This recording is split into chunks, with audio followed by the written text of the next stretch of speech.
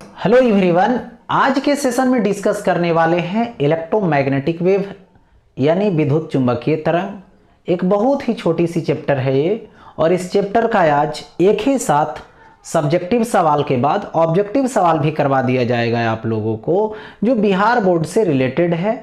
और मैं बात करूं आप लोगों से तो इस इलेक्ट्रोमैग्नेटिक वेव आज समाप्त हो जाएगी। इससे पहले इलेक्ट्रोस्टैट भी करवा चुका हूं, करंट इलेक्ट्रिसिटी भी करवा चुका हूं, और magnetism, ray optics, wave optics सभी को करवा चुका हूं, ऑब्जेक्टिव और सब्जेक्टिव साथ साथ।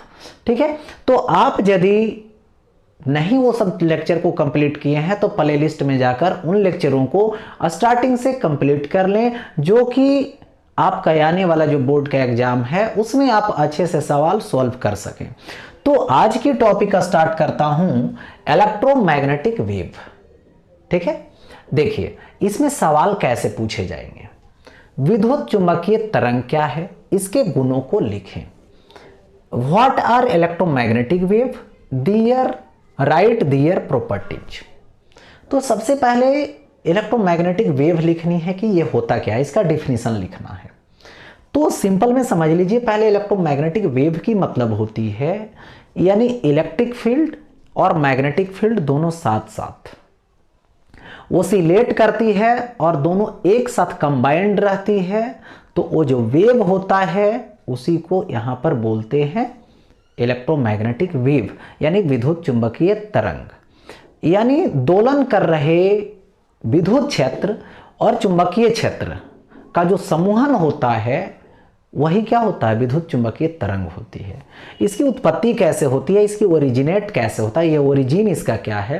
तो देखिए, यदि कोई चार्ज एक्सेलरेट कर रहा हो मतलब त्वरण में से जा रहा हो, या तो उसका मंदन हो रहा हो मतलब रिटार्डेशन हो रहा हो, या फिर यदि चार्ज पार्टिकल ओसिलेट कर रहा हो यानी दोलन कर रहा हो, तो उस केस में वो जो इलेक्ट्रिक चार्ज है वो दोनों चीज क्रिएट करेगा, इलेक्ट्रिक फील्ड भी क्रिएट करेगा, मैग्नेटिक फील्ड भी क्रिएट करेगा, और साथ ही साथ वो रेडिएशन एनर्जी भी जनरेट करेगा यानी क्रिएट करेगा, प्रोड्यूस करेगा, उत्पन्न करेगा। तो उसी को यहाँ पर बोलते हैं इलेक्ट्रोमैग्नेटिक वेव।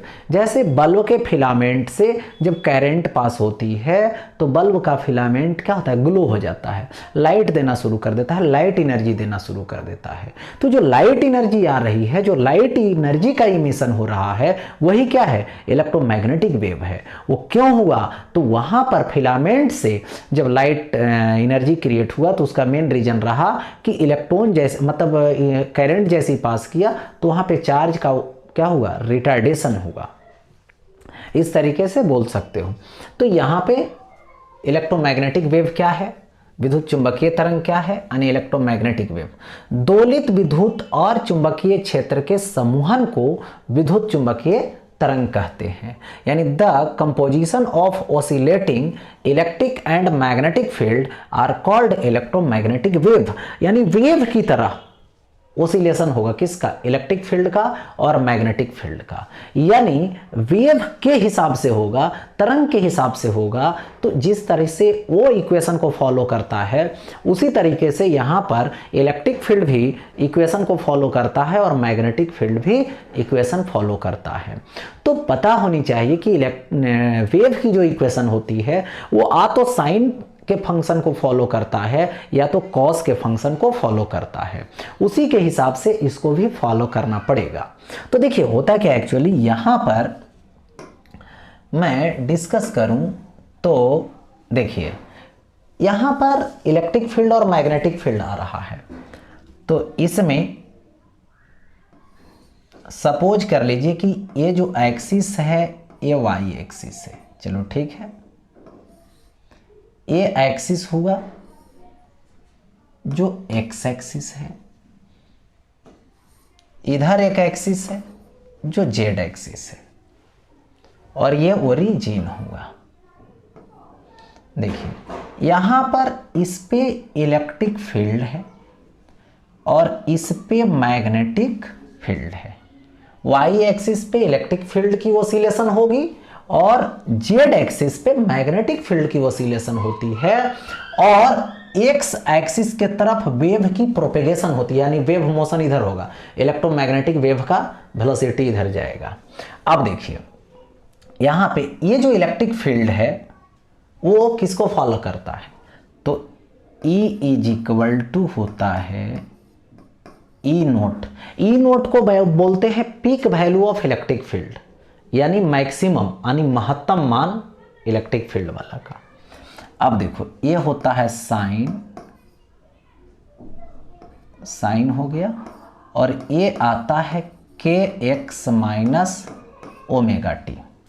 उसी तरीके से मैग्नेटिक फील्ड लोगे तो मैग्नेटिक फील्ड भी इसी जैसा, ये देखिए वेव का इक्वेशन है, वेव के इक्वेशन को फॉलो करेगा, बी नोट साइन और ये होगा के एक्स माइनस ओमेगा टी।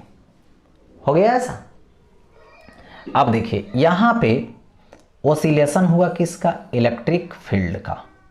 ये देखिए इलेक्ट्रिक फील्ड का मैक्सिमम वैल्यू है, मैक्सिमम वैल्यू है, मैक्सिमम वैल्यू है, ठीक है। यहाँ पे मैक्सिमम है, फिर इधर से जाने पे इंक्रीज किया और फिर डिक्रीज किया तो ओसिलेट किया, और उसी समय मैग्नेटिक फील्ड का ओसिलेशन इस पे होगा।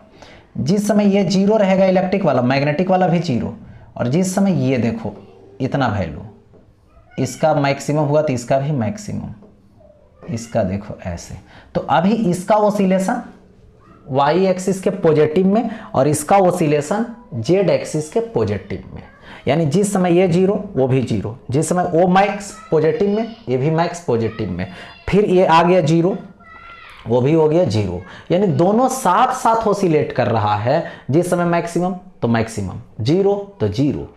इसका मतलब है कि दोनों के बीच जो फेज डिफरेंस है यानी कलांतर है वो कितना का है, 0 डिग्री का। दोनों का कलांतर कितना का है, 0 डिग्री का।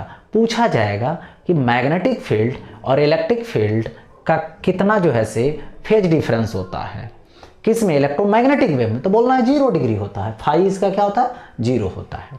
अब देखो आगे इलेक्ट्रिक फील्ड अब आ गया नेगेटिव में ओसिलेट करके, देखिए इलेक्ट्रिक फील्ड मैक्सिमम ऐसे, और मैग्नेटिक फील्ड अगर ये आ गया वाई में नेगेटिव तो ये चला जाएगा जेड में नेगेटिव, देखिए ऐसे।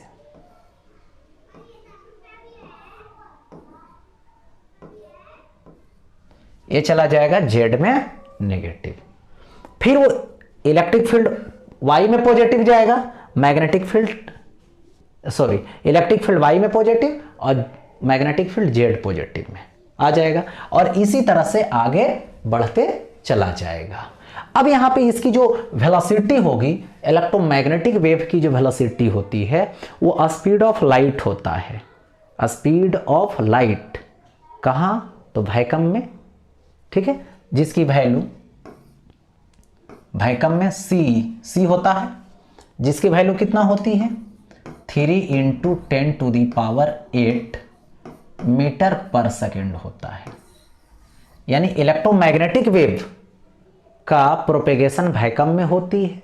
इलेक्ट्रोमैग्नेटिक वेव जो है उसको रिक्वायरमेंट नहीं है कि मीडियम चाहिए तब प्रोपेगेशन होगा, मीडियम रहेगा तो पर भी प्रोपेगेशन होगा, मीडियम नहीं भी रहेगा तो पर भी प्रोपेगेशन होगा। किसका, इलेक्ट्रोमैग्नेटिक वेव का, जिसकी स्पीड वैक्यूम में कितना होगी 3 × 10⁸ मीटर पर सेकेंड। यदि यही मीडियम में जाएगा तो कितना हो जाएगा, डिक्रीज कर जाएगा उसके हिसाब से, ठीक है। और साथ ही साथ ये जो स्पीड है वो देखिए इलेक्ट्रिक फील्ड और मैग्नेटिक फील्ड के हिसाब से C इज इक्वल टू होता है E naught by B naught, E naught by B naught, C is equal to E naught by B naught. यानी बोल सकते हैं कि जो इलेक्ट्रोमैग्नेटिक वेव है यानी जो विद्युत चुंबकीय तरंग है उसकी जो वेग होती है या तो चाल होती है वो इलेक्ट्रिक फील्ड और मैग्नेटिक फील्ड का रेशियो होता है। सिंपल बोल सकते हो, यानी बोल सकते हैं यहां पर कि ये C देखो कितना है 3 × 10⁸ है, यानी मैग्नेटिक फील्ड और इलेक्ट्रिक फील्ड में कंपेयर करोगे तो इलेक्ट्रिक फील्ड मैग्नेटिक फील्ड से बहुत बहुत ज़्यादा इफेक्टिव है, बहुत ज़्यादा वैल्यू का होता है तब वैसा आ रहा है। हाँ, तो ये हो गया। इसके बाद मैं बात करूं कि ये तो हो गया स्पीड से रिलेटेड, ठीक है, इसकी स्पीड इस तरीके से होती है। और एक बात और मैं बता दूं यहाँ पे कि ये जो स्पीड है, ठीक है, ये वैक्यूम के लिए है, मीडियम में जाएगा तो डिक्रीज करेगा और जितना ऑप्टिकली डेंसर होगा उतना कम होगा। इसकी प्रॉपर्टीज में भी आगे बात करेंगे। अच्छा, अब जरा यहाँ पर एक नज़र डाल लिया जाए कि इलेक्ट्रिक फील्ड वाई में है और मैग्नेटिक फील्ड जेड में है, तो ई ऊपर और जेड बाहर, तो ई क्रॉस बी करोगे तो इधर चला जाएगा, यानी ई क्रॉस बी जो होगा वो इस डायरेक्शन में होगा, यानी ई क्रॉस बी। ऑब्जेक्टिव पूछा जाता है ई क्रॉस बी किसके समानांतर है, इसके वेलोसिटी के डायरेक्शन के समानांतर है। यानी जिस डायरेक्शन में, यानी जिस दिशा में क्या होता है इलेक्ट्रोमैग्नेटिक वेव जाता है उसी के डायरेक्शन में ई क्रॉस बी होता है। यानी चुंबकीय तरंग का वेग और ई क्रॉस बी एक दूसरे के क्या होती है, समानांतर होती है। ओके, यहां पे समानांतर दे दिया गया। जरा अब यहां पे देख लें हम लोग, देखिए यहां पर मैं बात करूं,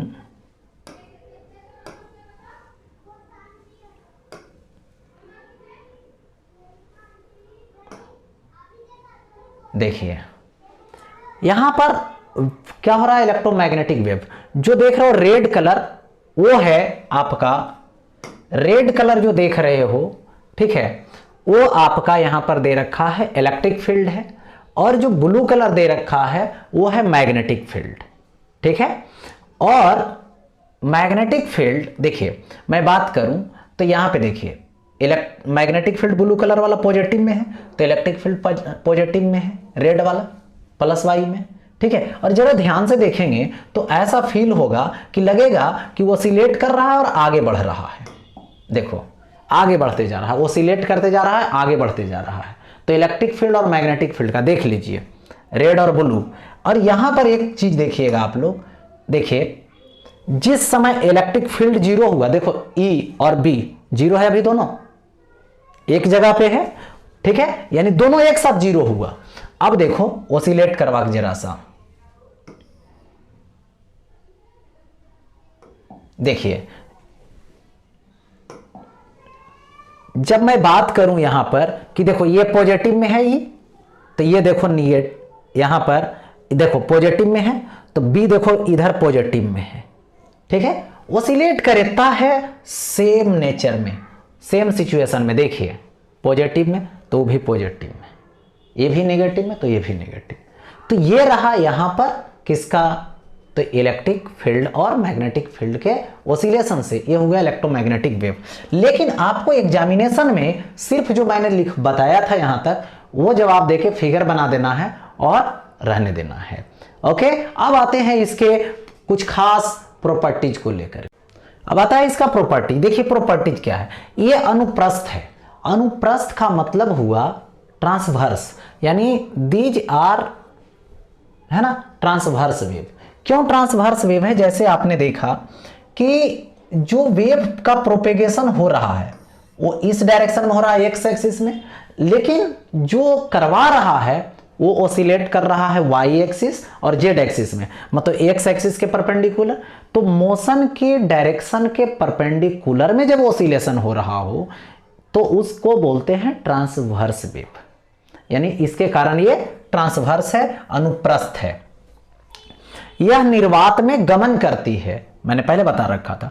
it can travel in vacuum में। इनके विभिन्न आवृत्ति प्रासों द्वारा विभिन्न भौतिक प्रभाव उत्पन्न करते हैं, यानी different range of frequency produce different physical effects. जैसे देखो मैं बात करूं, जैसे इलेक्ट्रोमैग्नेटिक वेव है, तो सबसे पहले हम लोग बेसिक बात करें।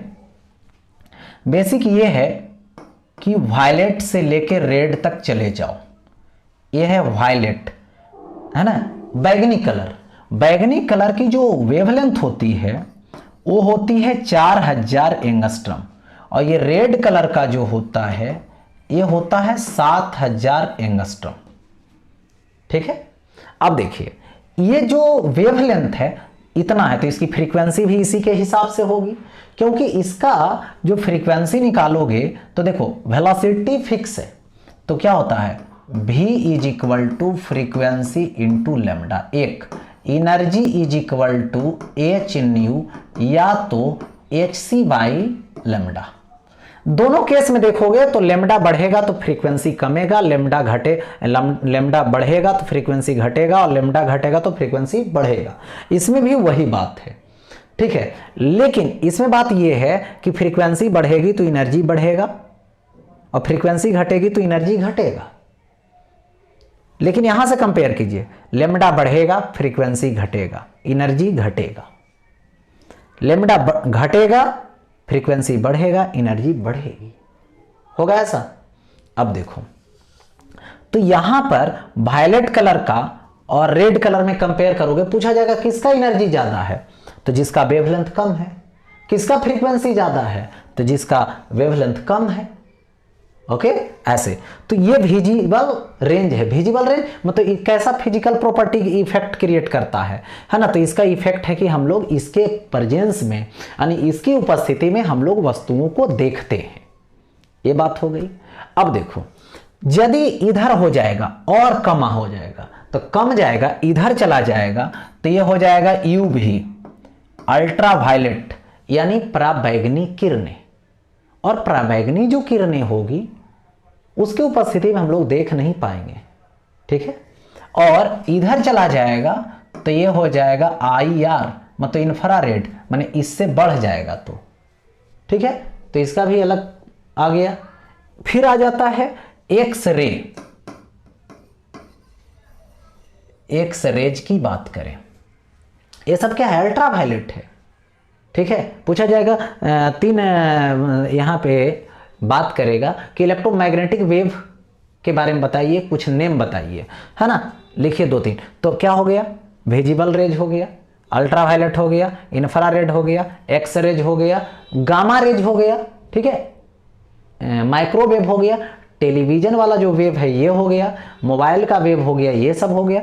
ये सब क्या है, तो इलेक्ट्रोमैग्नेटिक वेव है, ठीक है।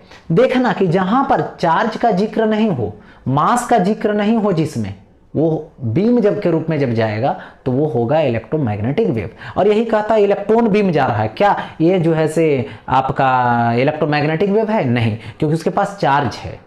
बीटा रेज जा रहा है तो बीटा रेज निगेटिव होता है ना, तो वो नहीं होगा। अल्फा रेज निगेटिव होता है, वो चार्ज वाला जब आ गया तो नहीं होगा। इलेक्ट्रोमैग्नेटिक वेव चार्ज लेस होता है, चार्ज वाला नहीं होता है। चलिए देखिए, तो एक्स रेज, तो एक्स रेज होता है 1 एंगस्ट्रॉम टू यहां पर क्या चीज 100 एंगस्ट्रॉम, ठीक है। तो ये सब क्या है, हर रेज का अलग अलग जो है से सिचुएशन है। तो ये हो गया, अलग अलग फिजिकल इफेक्ट क्रिएट करेगा। एक्सरे का अलग फिजिकल इफेक्ट है ना उसका, क्योंकि एक्सरे करवाने में यूज करते हैं उसको। अब देखो तो ये हो गया फिजिकल, मतलब ये थर्ड प्रॉपर्टी। और होता है कि यदि देखिए वैक्यूम में स्पीड लिया जाएगा तो c होता है जो 1/, देखो √μ0ε0 होता है। यही किसी मीडियम में चल जाओगे तो मीडियम में वेलोसिटी भी है जो 1/√μ0 μr ε0 यानी देखो इसको ऐसे लिखोगे 1/μ0 ε0 इंटू 1/√μr ε0। तो 1/√μ0 ε0, तो इसको c बोलेंगे। तो यहाँ पे c/√μr ε0 होगा। तो ये हो गया मीडियम से रिलेटेड, ठीक है। ऐसी बातें। अब यहां पर मैं बात करूं, देखिए इलेक्ट्रोमैग्नेटिक वेव की जो प्रोपेगेशन होती है तो उसमें इलेक्ट्रिक फील्ड और मैग्नेटिक फील्ड दोनों जाता है। तो विद्युत क्षेत्र और जो चुंबकीय क्षेत्र दोनों की ऑसिलेशन हो रही है, तो उसमें उसकी जो एनर्जी डेंसिटी है, इलेक्ट्रिक फील्ड का एनर्जी डेंसिटी और मैग्नेटिक फील्ड का एनर्जी डेंसिटी दोनों आपस में बराबर होते हैं। यानी इलेक्ट्रिक फील्ड और मैग्नेटिक फील्ड का एनर्जी डेंसिटी, देखो इलेक्ट्रिक फील्ड का एनर्जी डेंसिटी ये होता है 1/2 एप्सिलॉन नॉट, और ये होता है यहाँ पे, इसको ई स्क्वायर बोल सकते हैं या तो ई नोट स्क्वायर भी दे सकते हैं, ठीक है। और यहाँ पर यदि मैग्नेटिक फील्ड का बोलेगा तो ये होगा 1/2 B square by mu naught, ये होता है एनर्जी डेंसिटी से रिलेटेड। दोनों क्या है, एनर्जी डेंसिटी है, यानी इसको बोलते हैं एनर्जी डेंसिटी, यानी यहां पर बोलना है ऊर्जा घनत्व। यानी इलेक्ट्रिक फील्ड के लिए इतना होता है, मैग्नेटिक फील्ड के लिए इतना होता है। दोनों आपस में बराबर होती है, दोनों आपस में क्या होती है, बराबर होती है। दोनों सेम चीज है, एनर्जी डेंसिटी है, इसलिए दोनों का डायमेंशन, दोनों का यूनिट सेम होता है। यूनिट और डायमेंशन दोनों का क्या होगा, यानी मात्रक और बीमा दोनों का सेम होगा, ये बात याद रखेंगे। अब कहेंगे कैसे दोनों इक्वल होता है, इसको जरा प्रूफ कर दीजिए, ठीक है। तो देखिए इन दोनों आपस में इक्वल होता है, कैसे होता है जरा ये बता दूं। जैसे देखो C इज इक्वल टू क्या होगा, E/B होगा पक्का, ठीक है। तो यदि मैं E इज इक्वल टू लिख दूं तो क्या लिखोगे, CB लिखोगे, चलिए ठीक है। तो यहां पर देखिए UE half epsilon note E square, half epsilon note E square, epsilon नीचे लिखा गया है, एप्सिलॉन नोट E स्क्वायर लिखूंगा, तो E का स्क्वायर यहां से दे दूं, कितना आएगा, C स्क्वायर B स्क्वायर होगा। चलिए मैंने एक बात बताया था कि C की जो वैल्यू होती है अंडर रूट क्या होता है, म्यू नोट एप्सिलॉन नोट होता है। तो यहां से 1/2 epsilon note into C square, इसका स्क्वायर करोगे तो 1/म्यू नोट और epsilon note into B square. तो एप्सिलॉन नोट से एप्सिलॉन नोट कट जाएगा, क्या B square by 2 mu naught आएगा, आएगा। तो बोलना है कि देखिए एक और प्रॉपर्टीज आपको मिल गया, यहां पर क्या मिल गया, 3 प्रॉपर्टी तो बोल चुके हैं, ठीक है। 2-3 प्रॉपर्टी और मैं यहां बता देता हूं, लेकिन 2 प्रॉपर्टी बोलेगा तो 2 प्रॉपर्टी लिखिएगा, ठीक है। देखिए तो 3 प्रॉपर्टी तो ये हो गया, एक और चौथा प्रॉपर्टी ये बताएं कि मीडियम चेंज होने से, माध्यम चेंज होने से इसकी स्पीड बदल जाती है ना। चौथा नंबर हो गया। 5वां नंबर में ये प्रूफ करके दिखा दिए कि इसकी जो एनर्जी डेंसिटी है, इलेक्ट्रिक फील्ड का एनर्जी डेंसिटी, यानी विद्युत क्षेत्र का औसत नहीं, ऊर्जा घनत्व और चुंबकीय क्षेत्र का ऊर्जा घनत्व आपस में बराबर होता है। और साथ ही साथ बात याद रखें, औसत भी पूछेगा तो औसत भी दोनों का इक्वल होता है। औसत ऊर्जा घनत्व यानी एवरेज एनर्जी डेंसिटी, देखो एवरेज एनर्जी डेंसिटी यानी औसत ऊर्जा घनत्व, यह होता है इलेक्ट्रिक के लिए, देखिए 1/4 epsilon naught E naught square. Magnetic के लिए औसत ऊर्जा घनत्व 1/4 B naught square by mu naught. दोनों आपस में बराबर होता है, दोनों में कोई चेंजिंग नहीं होती, दोनों आपस में बराबर होता है। इसका इतना होता है, इसका इतना होता है, तो दोनों चीज बात हो गया। औसत पूछेगा तो 1/4 लगाना है, और यदि बोलेगा केवल एनर्जी डेंसिटी, औसत नहीं बोलेगा, केवल एनर्जी डेंसिटी बोलेगा तो 1/2 एप्सिलॉन नोट ई स्क्वायर, और इसमें 1/2 B square by mu naught, 1/2। तो ये हो गया इसकी प्रॉपर्टीज से रिलेटेड। अब मैं आगे बढ़ता हूं। देखो सवाल है विस्थापन धारा क्या है, या तो बोलेगा विस्थापन धारा को समझावें, या तो विस्थापन धारा किसे कहते हैं। तो ये देखिए व्हाट इज डिस्प्लेसमेंट करंट, है ना। डिस्प्लेसमेंट करंट क्या है इसको समझ लें। देखिए विस्थापन फ्लक्स के परिवर्तन की दर को विस्थापन धारा कहते हैं, यानी the rate of change of displacement flux is called displacement current. इसको डिस्प्लेसमेंट करंट बोला जाता है। अब देखिए ये है कैसे, सोच समझ लें। जैसे मैं मान लूं कि यहां हमारे पास एक कैपेसिटर है, ये देखो सपोज कर लो एक प्लेट हुआ कैपेसिटर का ये क्या है, एक दूसरा प्लेट है, सेकेंड प्लेट है, जो ऐसे अटैच कर दिया गया एक सेल से, अटैच कर दिए सेल से। अब सेल से अटैच कर दिए तो यहां पर देखिए इस पॉजिटिव प्लेट इसके इलेक्ट्रॉन को खींचने लगा। जब ये जो है पॉजिटिव प्लेट इसके इलेक्ट्रॉन को अपने तरफ खींचने लगा तो ये पॉजिटिव बन गया प्लेट, क्योंकि इलेक्ट्रॉन इधर आ रहा है तो देखिए करंट किधर जाएगा, इधर जाएगा। तो इलेक्ट्रॉन करंट को बोलते हैं आईसी। इलेक्ट्रॉन जब फ्लो करता है तो इसको बोलते हैं यहां पे चालन धारा। चालन धारा मतलब हुआ कंडक्शन करंट, इसको क्या बोलते हैं, कंडक्शन करंट बोलते हैं। ठीक है, अब बात तो ये हो गया। अब क्या होती है कि इस प्लस वाला के कारण इस पर इलेक्ट्रोस्टैटिक इंडक्शन होने लगा, और इस पे जब इलेक्ट्रोस्टैटिक इंडक्शन होने लगा तो उस केस में क्या हुआ कि इधर देखो, इधर अपने तरफ नेगेटिव को खींचने लगा तो इधर नेगेटिव आने लगा।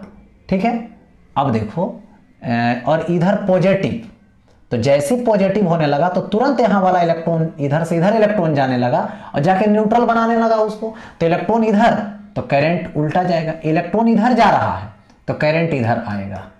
तो ये हो गया कंडक्शन करंट। अब देखो बात यहां पे ये है कि इसको जरा मॉडलिंग कर दीजिए। मॉडलिंग ये करिए कि इसको जरा घेरा लगा दीजिए। देखिए ऐसे बाउंड्री बना दीजिए। देखो ये बाउंड्री बना दीजिए, फिर देखो यहां पर भी बाउंड्री बना दीजिए, बॉर्डर बना दिया। तो बात यह हुआ कि यदि मैं कैपेसिटर का फर्स्ट प्लेट लूं, पॉजिटिव प्लेट लूं, तो उसमें क्या हो रहा है, इनपुट हो रहा है। कौन इनपुट हो रहा है, कंडक्शन करंट। लेकिन यहां पर आउटपुट कोई होने वाला नहीं है।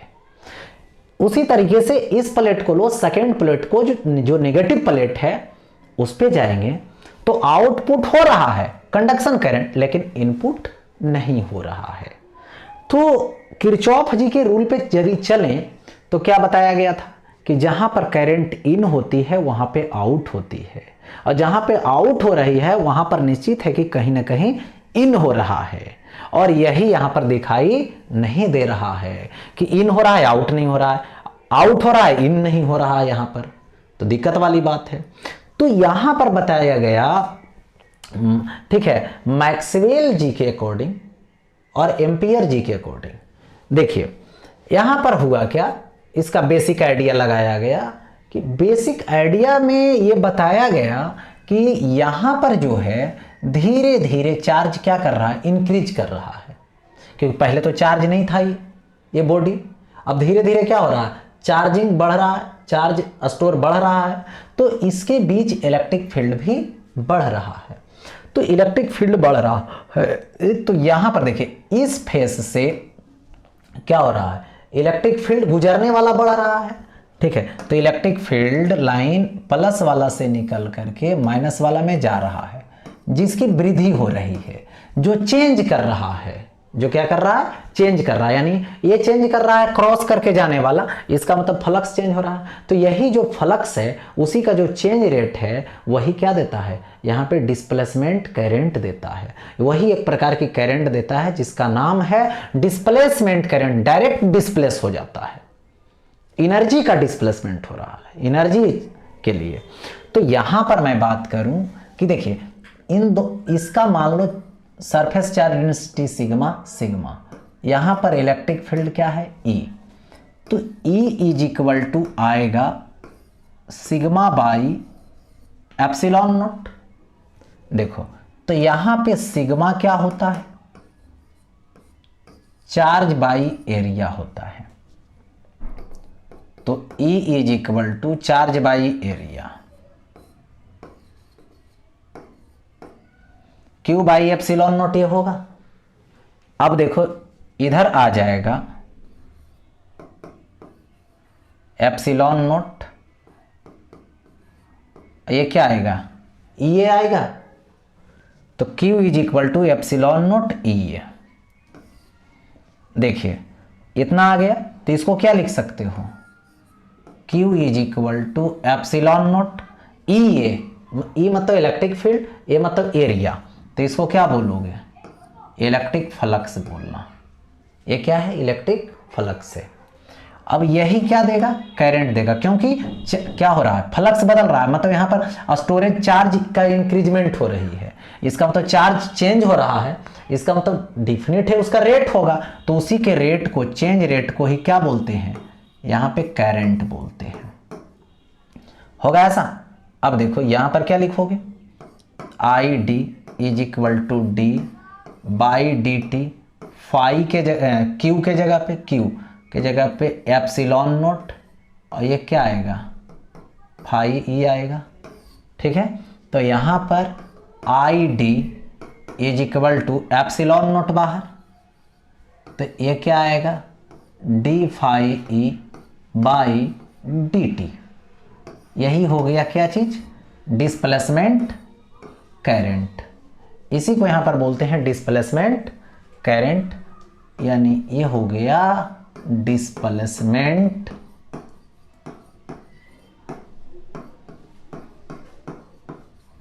करंट। डिस्प्लेसमेंट करंट यानी इसको बोलते हैं यहाँ पे विस्थापन धारा। ये हो गया विस्थापन धारा। अब यहाँ पे थोड़ा सा समझ ले कि ये हो गया विस्थापन धारा। जब फ्लक्स चेंज होना बंद कर देगा तो फ्लक्स की जब चेंज रेट नहीं आएगी तो करंट भी नहीं आएगा। ओके, अब देखो इसी पे मैं बात करूं, यहाँ पे थोड़ा सा ये बात करूं कंडीशन कि यहाँ पर एम्पियर सर्क्यूटल लॉ ले लिया जाए।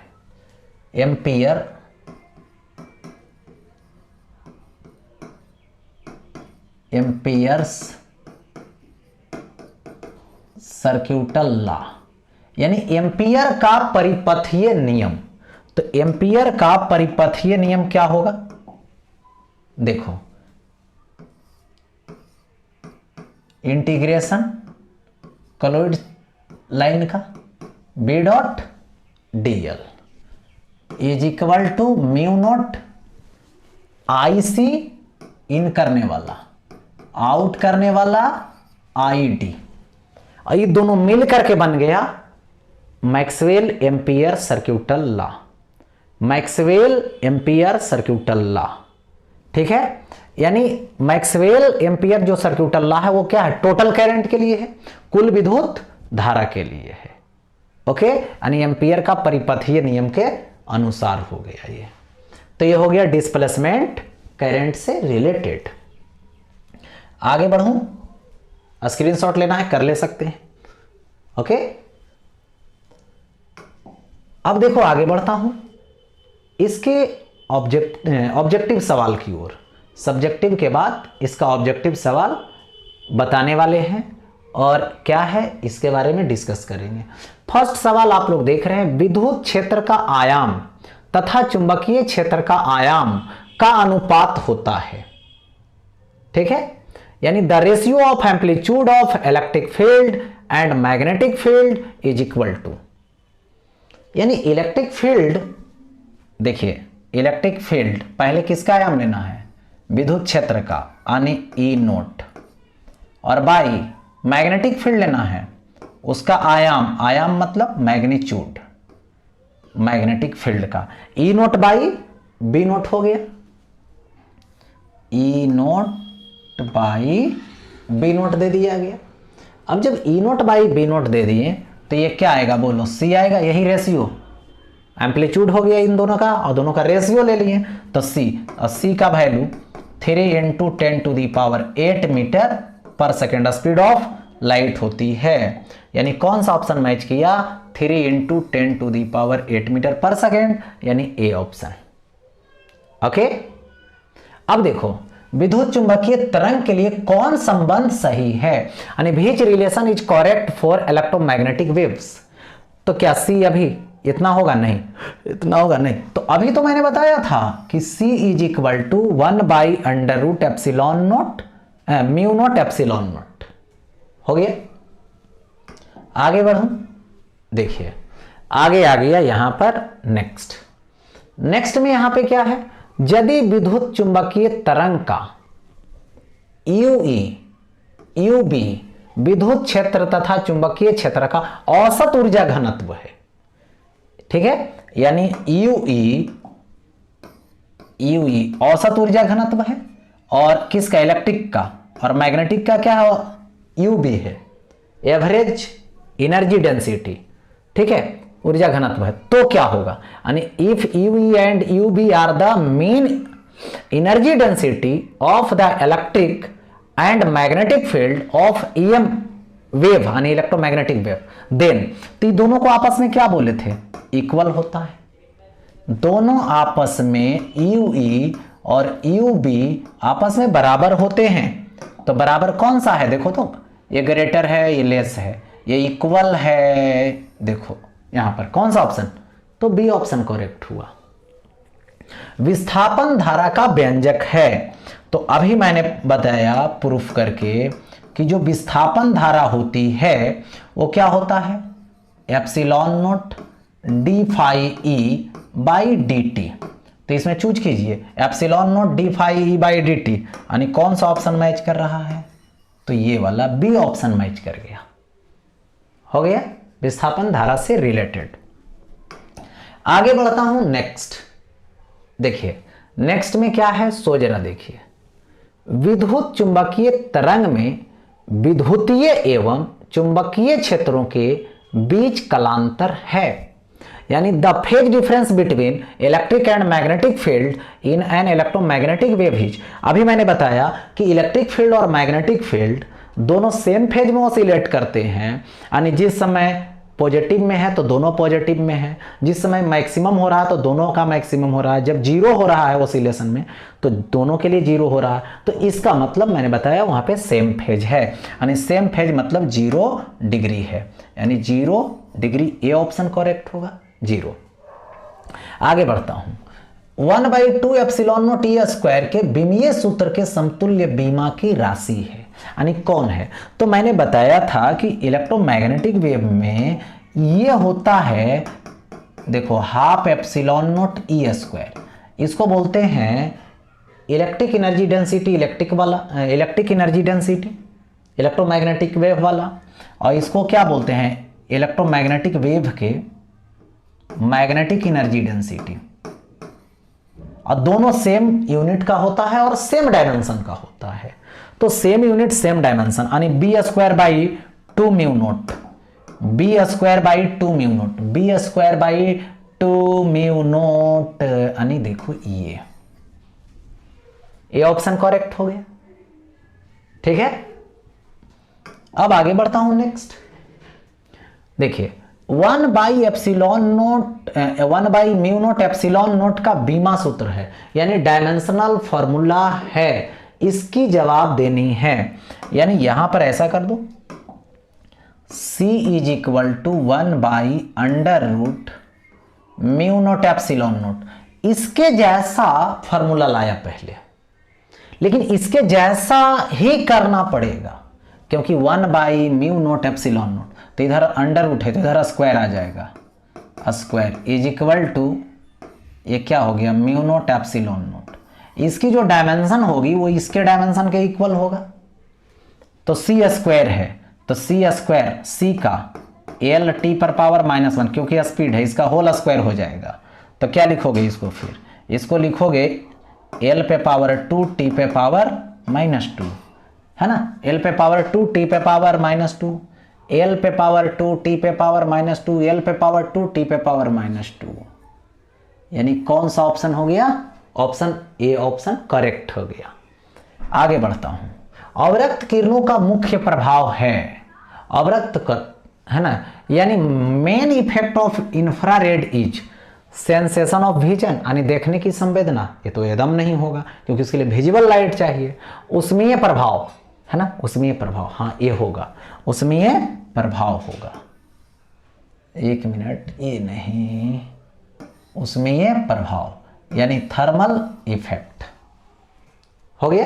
तो बारी बारी से देख लीजिए, लेकिन आगे वाले को समझ लीजिए, देखने की संवेदना विजिबल लाइट, प्रकाश वैद्युत प्रभाव जो होती है वो अल्ट्रावायलेट से होता है, ठीक है, याद रहे, अल्ट्रावायलेट यानी पराबैंगनी किरणें, फोटो इलेक्ट्रिक इफेक्ट। आगे बढ़ता हूं, देखिए मैक्सवेल एक समीकरण 4 नियमों को निरूपित करता है। देखिए बेसिक आइडिया जो दिए इलेक्ट्रोमैग्नेटिक वेव का वो मैक्सवेल जी दिए, वो 4 बेसिक यानी प्रिंसिपल इक्वेशन माने, किसका किसका, तो देखिए एक इक्वेशन, फर्स्ट जो इक्वेशन है मैं बात करूं यहां पे, एक इक्वेशन होता है E dot dA is equal to Q in by epsilon naught, ये गॉस जी का है, गॉस लॉ है, कहाँ, इलेक्ट्रोस्टैटिक्स में यानी इलेक्ट्रिसिटी में। फिर दूसरा इक्वेशन होता है B डॉट dA, ये भी गॉस का है लेकिन कहाँ है, मैग्नेटिज्म में, जो कि ये जीरो होता है, यानी मैग्नेटिक फ्लक्स कलॉइड सरफेस के लिए जीरो होता है, कलॉइड सरफेस के लिए मैग्नेटिक इलेक्ट्रिक फील्ड जो होती है Q इन यानी इनसाइड चार्ज का 1/ε0 टाइम्स होता है, दो ला है ना, ये दोनों। तीसरा इक्वेशन बेसिक उन्होंने माने, ठीक है, निरूपित किए, देखिए E dot dl minus d∅b/dt, ये हो गया तीसरा, फैराडे लॉ इलेक्ट्रोमैग्नेटिक इंडक्शन में, यानी विद्युत चुंबकीय प्रेरण में प्रेरित विद्युत वाहक बल के लिए है ये चौथा समीकरण है। अबर